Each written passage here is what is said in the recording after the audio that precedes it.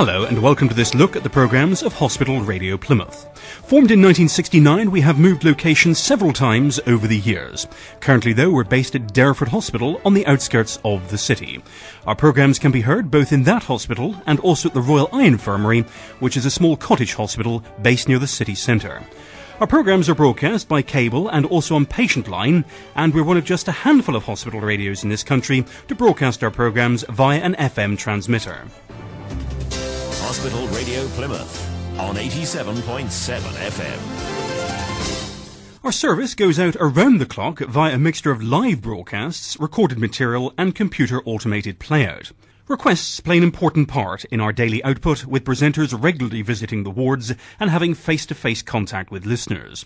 More recently, following the introduction of the Patient Line multimedia system, listeners can now get through to the studio free of charge by dialing star 800 on their bedside telephone handsets. Gone for many are the days of fumbling around for loose coins and having to locate a trolley phone. The age of our presenters is as diverse as that of our listeners. We have volunteers aged from their mid-teens to those in their 80s. Here now, veteran broadcaster Conal Cather, who joined us way back in 1970 and now aged in his 80s, still entertains listeners each week with his programme Nostalgia Time.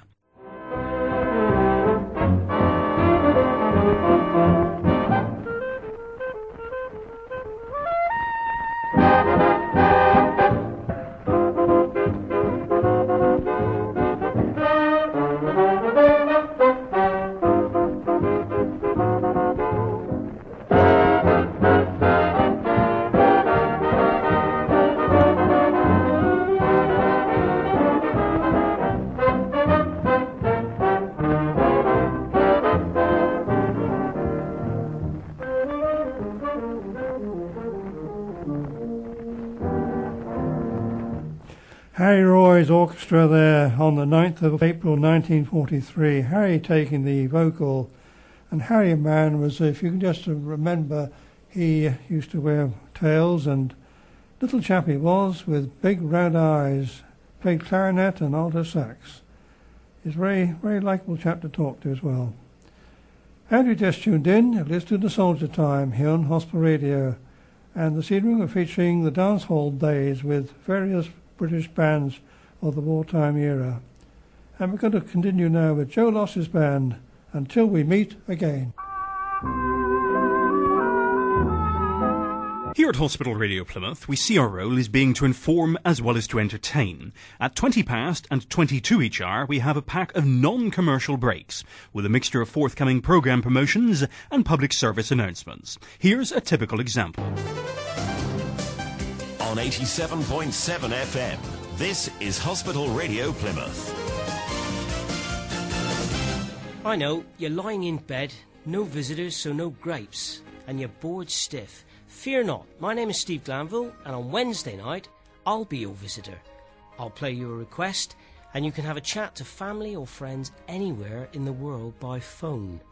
All brought to your bedside, care of Hospital Radio. Not bad, eh? So that's Wednesday night, 8 till 9:30, live from your ward. Steve Glanville's request line, sponsored by Toshiba. Welcome to Marky Boy in the Kitchen. Today I'm going to show you how to cook my favourite food, chips. Now, cooking with a chip pan can be dangerous, so make sure you're careful. Now, for instance, don't put more oil in than you need.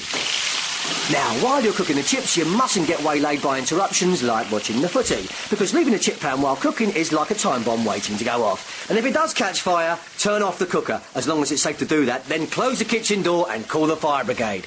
But whatever you do, never move the pan and definitely don't throw water over it. Right, that's a chip sorted. Now let's look at the perfect tomato sauce. Never leave a chip pan while it's cooking. Fire kills. You can prevent it. Hi, my name's Jill Bright, and you can hear me Friday evenings for the programme Your Song. We'll be playing 90 minutes of your requests and dedications. You pick the music and we do the rest. Tell me what you want to hear, anything from classical to songs from the shows or country to rock and pop.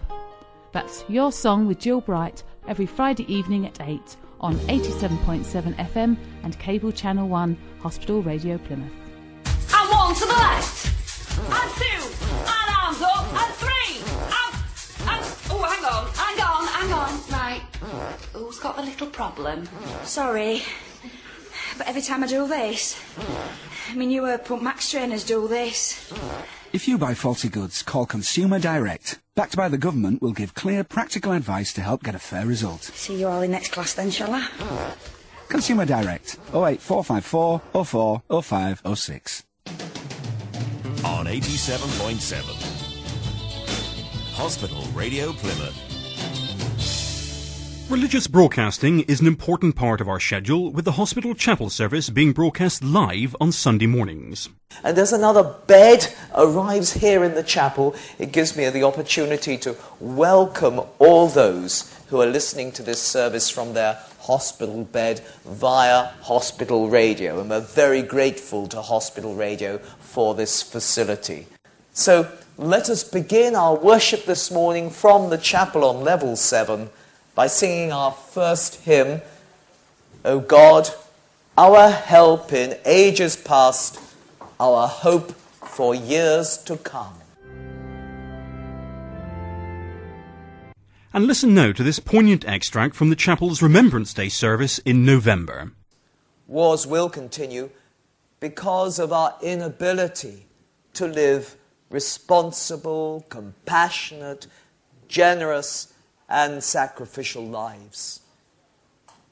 This morning, I invite you to join me in acknowledging all that has separated us from God through wars, and which have led to the countless loss of lives through war. The religious content of our broadcasts has not been confined just to Christianity. Earlier this year, our reporter Jane Atwell found out more about the Diwali festival. Diwali is basically the festival of light. It celebrates the fact that Lord Rama came back after rescuing his wife back to his home village, and to signify his return, everybody lit torches, etc. So there was a lot of light to welcome him back. So that's the religious significance of it. So it is dubbed as a festival of lights, and when people celebrate Diwali, there are lots and lots of candles everywhere, lots of lights, fireworks, etc. And it's quite a multicultural event. You mentioned kind of the religious and the cultural significance there, because of course it's not just Hindus who celebrate Diwali, is it? No, in India, everybody celebrates Diwali, whether you're Hindu, whether you're Sikh, whether you're Christian, and all that. Maybe not so much Muslims, but they do go and visit Hindu neighbours, just as Hindu neighbours go and wish them Eid Mubarak. Even the Muslims would go to Hindu neighbours and wish them a happy Diwali. And I know that as part of the Respect Festival there was a display of sort of different Hindu sweets that were on offer. Are those sort of special sweets, are they part of Diwali as well? As they linked together with the festivals? Very much so. I mean, Diwali is a time for giving, and one of the main things that people give each other in India are sweetmeats. As you mentioned at the Respect Festival, I think Mr. Joshi had about 108 different varieties of the sweets, which shows you the range. But that is very much part of the Hindu culture. Is giving somebody sweets, yeah.